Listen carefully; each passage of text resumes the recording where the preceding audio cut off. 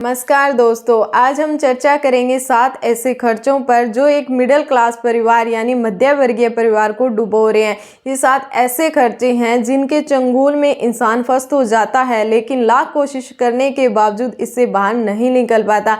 Like a trap, चक्रव्यूह, जिसके अंदर जाने का रास्ता तो हमें पता है, लेकिन बाहर किस प्रकार से निकला जाए इसका कोई आइडिया नहीं है।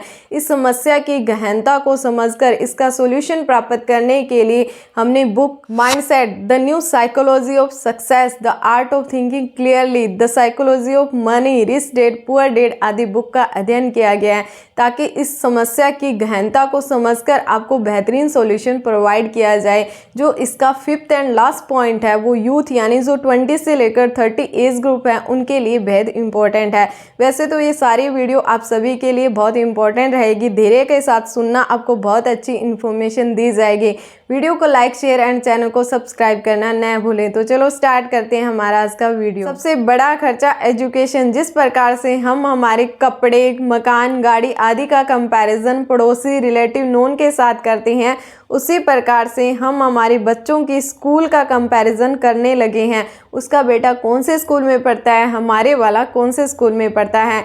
यदि हम आपके एरिया में जो फेमस प्राइवेट स्कूल है एंड गवर्नमेंट द्वारा संचालित इंग्लिश मीडियम स्कूलों की बात करें, like NVS, KVS, Sainik school, Mahatma Gandhi, Indira Gandhi, Eklavya model residential school आदि की बात करें, तो नो डाउट आपको इनके इंफ्रास्ट्रक्चर में, लैंग्वेज में, स्टाफ में डिफरेंस मिलेगा। बट इनके रिजल्ट की बात करें तो मोर और लेस इक्वल होता है। लेकिन फीस की बात करें तो प्राइवेट स्कूल की फीस यहाँ होती है एंड गवर्नमेंट स्कूल की फीस यहाँ होती है। दिन रात का फर्क रहता है। फीस की इस मार के कारण गुरुग्राम, नोएडा, दिल्ली जैसे क्षेत्रों में काम करने वाले जिनकी तनख्वाह महीना 2-2, 3-3 लाख रुपए हैं, दूसरा बच्चा नहीं करना चाहते, क्योंकि उनकी आधी तनख्वाह तो बच्चे की स्कूल की फीस है उनमें चली जाती है। तो एक सोचने का विषय है, आप भी इसके ऊपर अपना ओपिनियन जरूर रखें। एक डाटा के अनुसार यदि एवरेज निकाली जाए तो एक बच्चे की स्कूल एंड कॉलेज का खर्चा 20 से 30 लाख रुपए है। ये एक नॉर्मल स्कूल की बात हो रही है। यदि आपका बच्चा हाई फीस चार्ज स्कूल में पढ़ता है तो ये खर्चा 60 से लेकर 1 करोड़ रुपए तक पहुंच जाता है। मेरा आप सभी से क्वेश्चन है कि जो हम लाखों करोड़ों रुपए अपने बच्चे की एजुकेशन के लिए लगा रहे हैं, क्या हमें उतना रिटर्न मिल रहा है? और एवरेज रोजगार की बात की जाए तो इतनी महंगी एजुकेशन करवाने के बावजूद एक व्यक्ति को 20 से लेकर 30,000 रुपये महीना की जॉब लगती है। तो ये एक सोचने का विषय है कि हम जो इतना पैसा लगा रहे हैं उसका रिटर्न नहीं मिल रहा है। तो ऑप्शन क्या है? आपके पास 2 ऑप्शन है। पहला, आप अपने बच्चे को नॉर्मल स्कूल में पढ़ाएं, जहाँ आपका बच्चा कमज़ोर है खुद उसके ऊपर आप काम करें, या आप उसकी अच्छी ट्यूशन लगा सकते हो, आपकी वाइफ उसके ऊपर अटेंशन दे सकती है।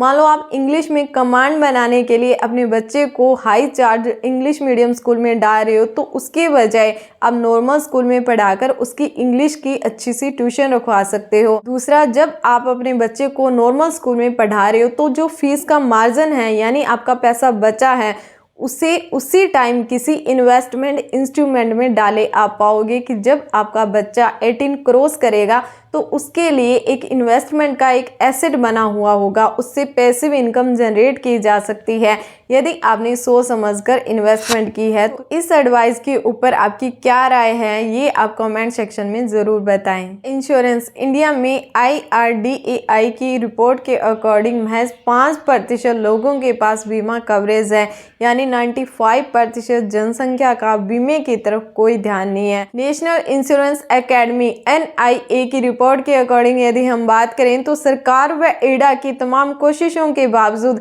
आम व्यक्ति बीमे की तरफ कोई ध्यान नहीं दे रहा है, कोई अहमियत नहीं दे रहा है। हाल ही में हुए सैफ अली खान के केस की यदि हम बात करें तो उनका जो 35 लाख रुपए का खर्चा आया है वो इंश्योरेंस कंपनी ने पे किया है। वो कई हजारों करोड़ के मालिक है, लेकिन एक आम व्यक्ति का इसकी तरफ कोई ध्यान नहीं है। उनकी मानसिकता बन चुकी है कि ये एक फिजूल खर्चा है। देखो, ये फिजूल खर्चा नहीं है, ये एक नेगेटिव प्रिपरेशन होती है।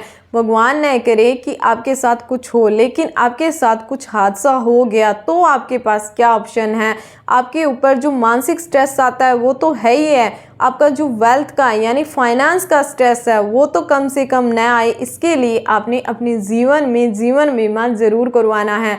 आपने देखा होगा जिन परिवारों में एकमात्र सदस्य कमाई वाला होता है, यदि उसके साथ कोई हादसा हो जाता है तो पूरा परिवार सफ़र करता है, उनके बच्चे, वाइफ, हस्बैंड, माता पिता सब सफ़र करते हैं, बच्चों की एजुकेशन तक छूट जाती है। इसीलिए आपने अपने जीवन में अपना जीवन बीमा ज़रूर करवाना है।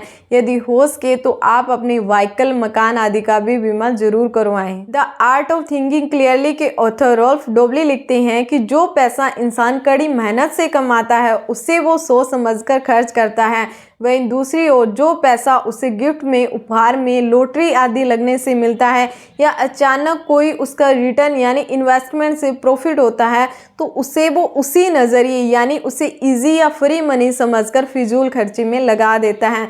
मान लो आपको 5,000 रुपये का बोनस मिलता है तो आपके माइंड में क्या विचार आएगा कि ये तो बोनस है, फ्री का पैसा है, तो हम उसे कोई गैजेट लेकर या कोई शॉपिंग करके खर्च कर देते हैं। तो आपने यहाँ सोच समझकर डिसीजन लेना है, बिकॉज वो पैसा है तो उसकी वैल्यू आपने कि कहाँ से आया है इस चीज़ से नहीं आंकनी है। आपने ये समझना है कि 100 रुपये की वैल्यू तो 100 रुपये ही होती है, तो आप इसे फ्री या इजी मनी समझकर न खर्च करें।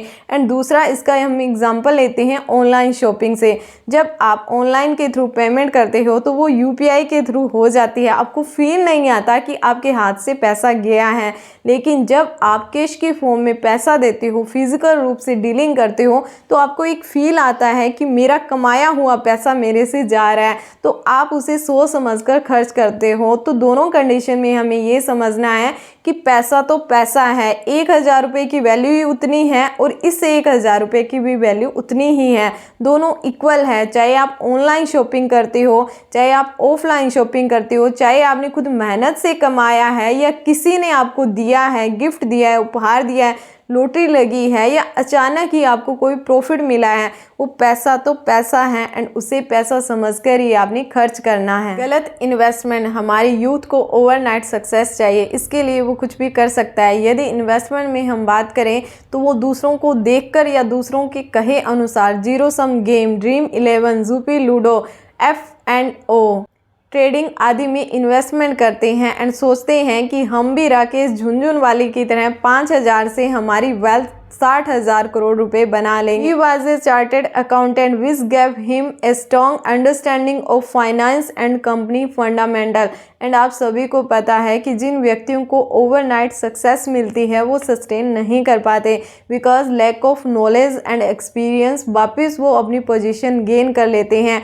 यदि हम एवरेज निकालें तो ओवरनाइट सक्सेस का एवरेज है वो नियर अबाउट 0 है। इसलिए आपने ओवरनाइट सक्सेस के चक्कर में नहीं पड़ना है। आपने अपने पैसे की इन्वेस्टमेंट को बेहद ही सोच समझकर करना है, क्योंकि ये जरूरी नहीं होता कि आपको कम समय में कितना अधिक पैसा मिल रहा है। इससे अधिक जरूरी है कि आप कितने लंबे समय तक पैसा कमाते हो। इसीलिए आपने लॉन्ग टर्म तक अर्निंग करने पर फोकस करना है, न कि शॉर्टकट में आप ज़्यादा पैसा कमा रहे हो इसकी तरफ। सबसे बड़ी गलती स्केर्सिटी माइंडसेट का होना। Mindset the new psychology of success के ऑथर मिस्टर कैरोल लिखते हैं कि इस दुनिया में 2 प्रकार के माइंडसेट वाले व्यक्ति होते हैं।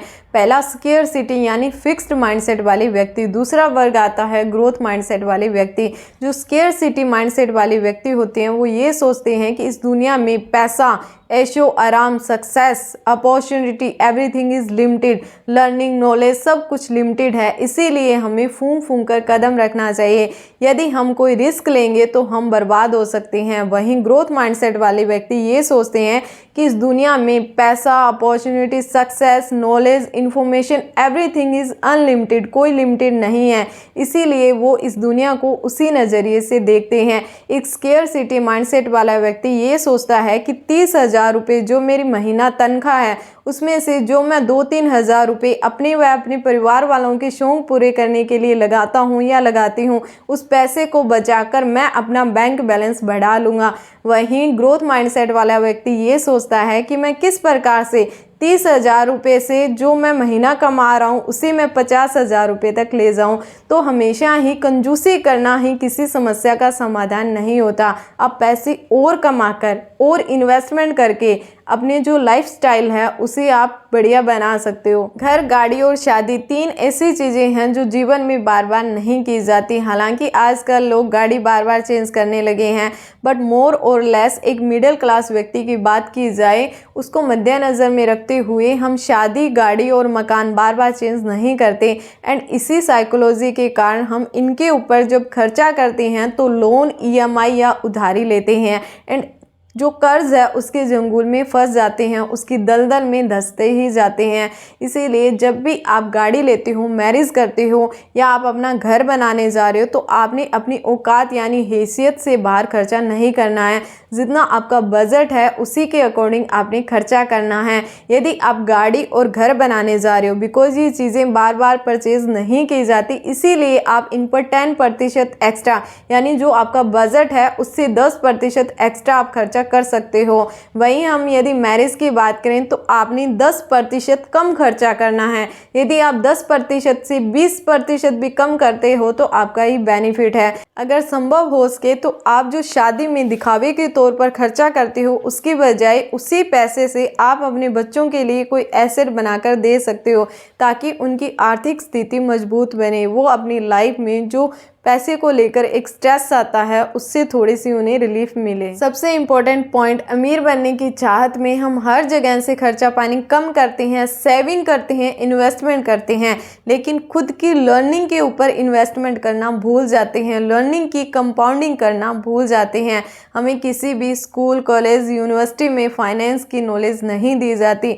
पैसा क्या होता है, किस प्रकार से हमारे जीवन में यानी रियल लाइफ में ये काम करता है, ये सब कुछ जानकारी नहीं दी जाती। इसकी याद आपको तब आती है जब पैसों के अभाव के कारण उसी में से आपको आपके घर का खर्चा, बच्चों के पढ़ाई की, स्कूल की fees, insurance, health, emergency, hospitality आदि को मैनेज करना पड़ता है। तब आप यूट्यूब पर सर्च करते हो how to manage money, how to get money, how to get rich, how to get financially free, the law of attraction money वगैरह वगैरह। ये सब इंफॉर्मेशन बबल की तरह होती है। नो डाउट मैं भी यहाँ पर बैठकर वीडियो बना रही हूँ, बट आपको एक बात समझा दूँ कि जब हम कोई कंटेंट कंज्यूम करते हैं तो वो सिर्फ हम देखते हैं या सुनते हैं तो वो बबल की तरह है, वो फट जाएगा, वो गायब हो जाएगा।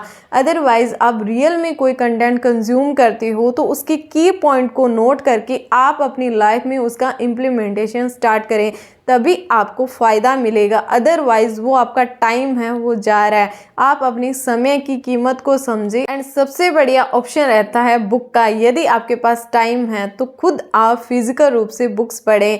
यदि आपके पास टाइम नहीं है तो आप की पॉइंट्स की एक समरी बना सकते हो, आपको ऑडियो या वीडियो मिल जाएगी।